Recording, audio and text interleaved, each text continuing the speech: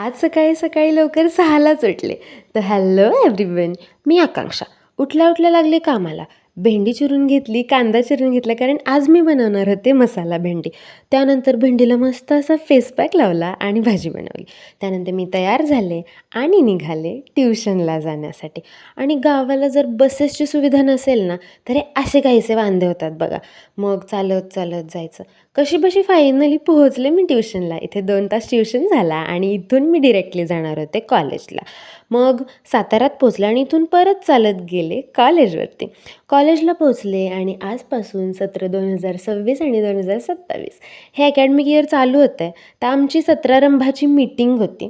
ती मीटिंग झाली. त्यानंतर मी आले डिपार्टमेंटला आले आणि इकडे सगळे ॲडमिशन प्रोसेसच चालू होती. आमची सानिकासुद्धा आली होती आज ॲडमिशन घेण्यासाठी. मग तिचं ॲडमिशन झालं. मग जीवाला थोडीशी ठंडक देण्यासाठी मी मस्त अशी कोल्ड कॉफी घेतली आणि झाला घरी जायचा वेळ. त्यानंतर मी घरी येण्यासाठी निघाले आणि फायनली मी घरी पोहोचले. घरी पोहोचल्याच्या नंतर आम्हाला जायचं होतं कुडाळला माझ्या मम्मीला आणण्यासाठी. मग आम्ही कुडाळला पोहोचलो आणि तिथून मम्मीला घेऊन रिटर्न आलो. रात्री मामींनी मस्त अशी पुरणाची पोळी बनवली होती, ती खाल्ली. तर असा होता माझा आजचा दिवस. बाय.